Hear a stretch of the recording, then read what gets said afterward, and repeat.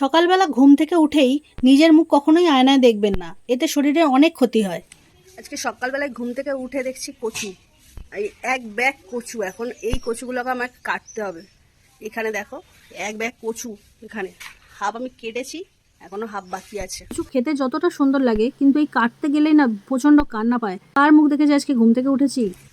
সকালবেলা ঘুম থেকে উঠে আমার হাতে কচু ধরিয়ে দিয়েছে, এখন আমি এই কচুগুলো বসে বসে কাটতে হবে। আমার হাতগুলো দেখেছো কি অবস্থা হয়েছে। আর এইদিকে দেখো, দিদিভাইকে বলেছি যে তুমি চিংড়ি মাছগুলো একটু ছাড়িয়ে দাও আমাকে।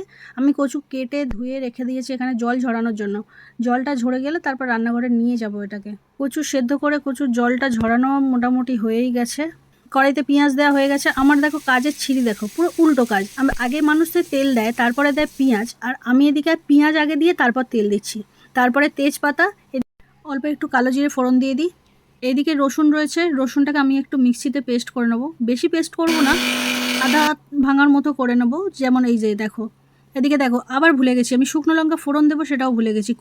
জল ঝরানো কচুগুলো আমি কড়ার মধ্যে দিয়ে দিয়েছি। অল্প একটু হলুদ দিয়ে দেবো, হালকা পরিমাণ লঙ্কা গুঁড়ো দেবো, কারণ বেশি লঙ্কা গুঁড়ো খেলে সবাই ঝালের চোটে হুহা করবে। অর্ধেক পেস্ট করা যে রসুনটা ছিল ওটা আমি দিয়ে দিলাম। যাই বলো বন্ধুরা, কচু রান্না কিন্তু ভীষণ ধৈর্যের কাজ। বন্ধুরা, তোমরা যদি ভেবে থাকো যে কচুটা এত তাড়াতাড়ি রান্না হয়ে গেছে, একদমই না। এই কচুটা শুকনো হতে, এই যে চিংড়ি মাছটা আমি দিয়েছি না, এই কচুর আগে আমার মিনিমাম 2 ঘন্টা টাইম লেগেছে। দেখো আমার কচু রান্না পুরো কমপ্লিট হয়ে গেছে। এই কচু নিয়ে যুদ্ধর পর্ব যে শেষ হয়েছে, তোমরা কিন্তু প্লিজ কমেন্টে জানিও যে কচুটা কেমন হয়েছে। তো ফাইনালি কচু কড়া থেকে আমার হাতে উঠেছে। এখন এটাকে খাওয়া দাওয়া করতে হবে। আর তো অনেকটা লেট হয়ে গেছে। তোমাদের বলেছিলাম না যে সকালবেলা আমি কার মুখ দেখে ঘুম থেকে উঠেছি। আমি তো ভুলেই গিয়েছিলাম যে আমি তো আমার মুখ দেখে ঘুম থেকে উঠেছি। এই জন্য বলে না সকালবেলা আয়না দেখতে নেই, জানো তো। আজকে এই কারণে দিনটা আমার কচু কচু।